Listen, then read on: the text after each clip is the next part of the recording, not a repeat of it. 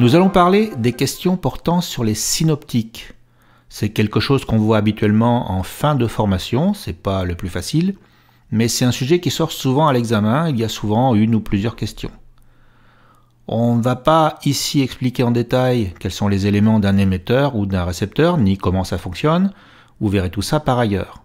On va voir les notions les plus basiques qui vous permettront de répondre à une partie des questions sur les synoptiques, disons les plus simples. Le synoptique va représenter le plus souvent un émetteur ou un récepteur. La première chose à faire va d'ailleurs être d'identifier si c'est un émetteur ou un récepteur. Grossièrement, dans un émetteur, on a d'un côté un micro qui représente l'information qu'on veut transmettre, qui est de la basse fréquence, et cette information, on va l'associer à un signal haute fréquence qui va être envoyé dans une antenne et qui transporte notre information. Déjà un point de vocabulaire. Vous devez retenir que dans les questions d'examen, on va vous parler d'audiofréquence ou AF et de radiofréquence ou RF. Audiofréquence, c'est ce qu'on appelle aussi communément l'ABF, la basse fréquence. Radiofréquence, c'est ce qu'on appelle l'AHF ou haute fréquence. Donc mettez-vous ça en tête, ici je vais utiliser les deux. L'opération qui consiste à faire transporter notre information audiofréquence, l'ABF, par un signal HF s'appelle la modulation. Et vous aurez donc dans un émetteur un élément qu'on va appeler le modulateur. Dans un récepteur, on va faire l'opération inverse. On a un signal haute fréquence ou radiofréquence qui arrive par l'antenne et on va en extraire l'information utile par une opération qu'on appelle la démodulation et avec un élément qu'on appelle le démodulateur. Modulateur et démodulateur vont avoir des noms différents sur notre synoptique, selon qu'on va parler de modulation d'amplitude, de modulation de fréquence ou de BLU. Vous devez les apprendre par cœur. En réception, le démodulateur AM va aussi s'appeler détecteur d'enveloppe. Le démodulateur BLU, c'est le détecteur de produit. Le démodulateur FM s'appelle le discriminateur. C'est ça qu'il faut retenir. En émission, il y a moins de dénominations précises. Retenez qu'en BLU, on pourra vous parler de modulateur équilibré. En FM, on verra un exemple tout à l'heure, on pourra vous montrer un oscillateur à fréquence variable ou à réactance variable. Avec ce qu'on vient de voir, vous savez déjà répondre à certaines questions. Par exemple, si on vous demande quel est le type de modulation de ce récepteur, il y a un indice que vous devez voir immédiatement. C'est le mot discrit, c'est le discriminateur. C'est le démodulateur FM. Vous savez donc que vous avez affaire à un récepteur FM.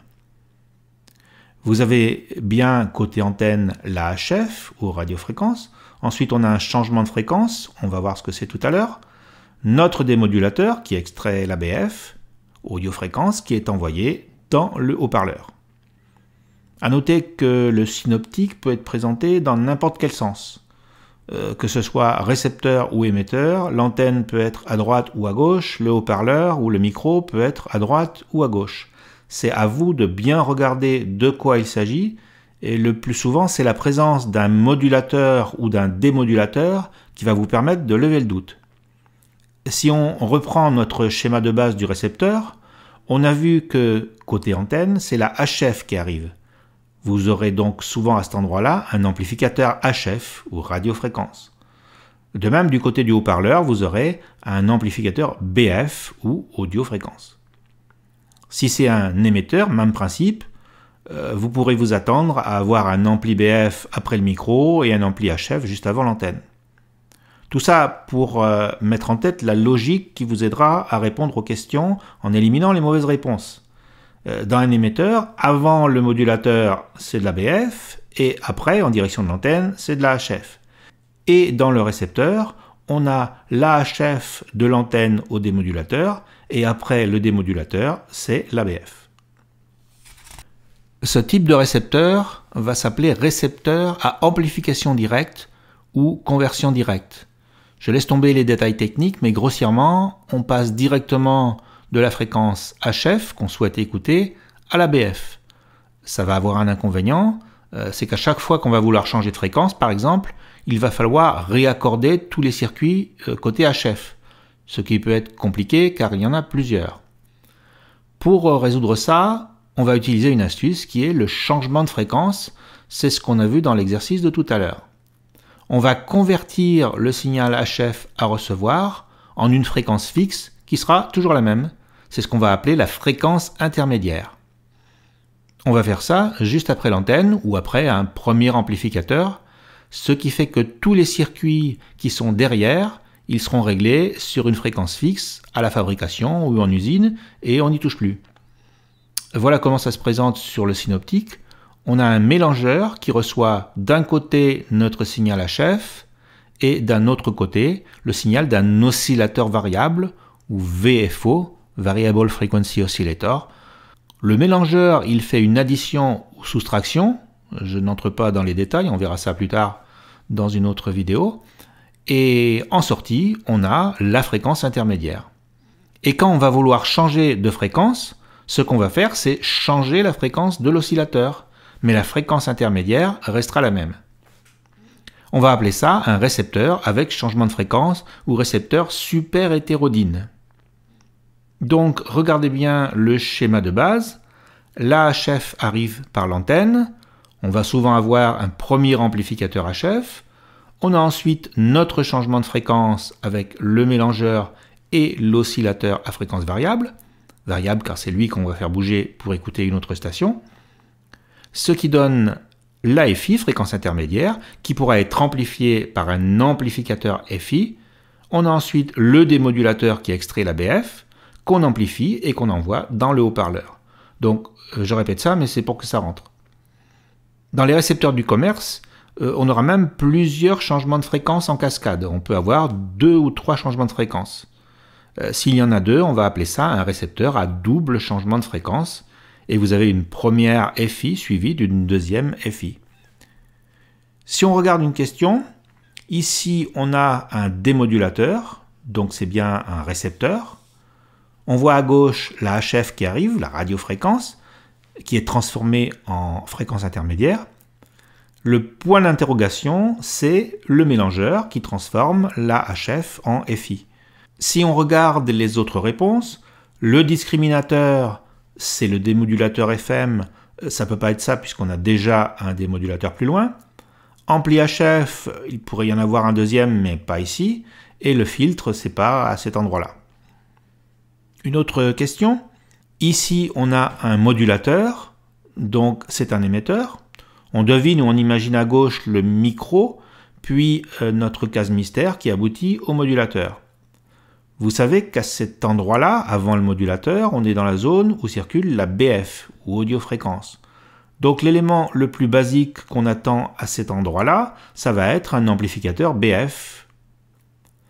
Ça ne peut pas être premier amplificateur RF, puisque la HF c'est après le démodulateur, pas ici. Et séparateur et filtre, c'est pas ce qu'on attend. Encore une autre question. En fait, rien qu'avec ce qu'on a vu, on sait répondre à plein de choses. Là, on est en droit de se demander si c'est un émetteur ou un récepteur. Le micro qui est à gauche, c'est pas un haut-parleur, nous laisse penser que c'est un émetteur. Mais il y a parfois des questions bizarres à l'examen, donc on regarde la réponse proposée. Si c'est un émetteur, ce qu'on attend entre l'ampli BF et l'ampli HF, c'est un modulateur. Donc la réponse modulateur me va bien, mais on va regarder les autres propositions au cas où il y aurait un doute. Filtre passe-bas, ça n'a pas grand sens ici. Détecteur, c'est un démodulateur, donc ce serait dans un récepteur, mais il n'y aurait pas d'oscillateur. Et finalement, l'ampli FI, ce serait aussi dans un récepteur, et même si c'était un récepteur, il ne serait pas là. Donc la bonne réponse, c'est la plus simple, c'est le modulateur. On peut imaginer que le modulateur, il a besoin de l'oscillateur pour fabriquer de la HF, donc on n'est pas gêné par la présence de l'oscillateur. La question suivante est presque la même, puisque c'est le même schéma. Et ce qui nous manque, c'est donc l'oscillateur. Démodulateur AM et détecteur, ça se trouve dans un récepteur, donc ça ne va pas. Et filtre passe-bas, ça n'a rien à faire ici. La seule réponse logique est bien l'oscillateur. Un cas particulier, si on vous montre un oscillateur à réactance variable comme ceci, ou parfois on peut vous mettre réactance variable sans vous parler de l'oscillateur, Il va falloir comprendre que si la réactance varie, une réactance c'est une capacité ou une inductance, si la réactance varie, ça va faire varier la fréquence de l'oscillateur. Et si cette variation est proportionnelle à la parole, on est en train de fabriquer de la modulation de fréquence. On a un oscillateur dont la fréquence varie au rythme de la parole. Imaginez par exemple que vous avez un micro-condensateur dont la capacité varie avec la parole et qui fait varier la fréquence de l'oscillateur. Bon, c'est une question classique qui sort depuis quelques dizaines d'années, il suffit de s'en souvenir. Un autre point, vous pourrez entendre parler du contrôle automatique de gain, ou CAG. C'est un circuit qui se trouve entre le démodulateur AM et les étages HF ou FI, et qui vient agir sur le gain de ces étages pour stabiliser le niveau BF, en le rendant insensible aux variations de la HF. Donc sur le synoptique, il se place comme ceci. Dans un émetteur, on a vu que le dernier étage avant l'antenne est le plus souvent un amplificateur HF. En fait, il peut être suivi d'un autre élément qui va être un filtre et qui va servir à éliminer les éventuels harmoniques. On va l'appeler le filtre harmonique ou filtre passe-bas, justement pour atténuer l'harmonique étant un multiple de la fréquence émise, ou éventuellement on va l'appeler filtre de bande. Enfin, dans le cas d'un récepteur FM, on a vu que le démodulateur s'appelle discriminateur, ça il faut le mémoriser. Et comme la modulation de fréquence s'intéresse aux variations de la fréquence et pas de l'amplitude, le démodulateur pourra être précédé d'un élément qu'on va appeler limiteur qui va écrêter les variations d'amplitude et les parasites qui pourraient perturber le démodulateur. Je ne vais pas en dire plus, on a vu les choses les plus basiques, mais aussi les plus importantes à connaître et qui vous permettront de répondre aux questions les plus courantes. Mais il est clair qu'on n'a pas tout vu. Vous étudierez par ailleurs les notions complémentaires et comme d'habitude à l'examen, je vous conseille de ne pas répondre si vous n'êtes pas sûr de la réponse, surtout pour ces synoptiques qui sont parfois un peu compliqués.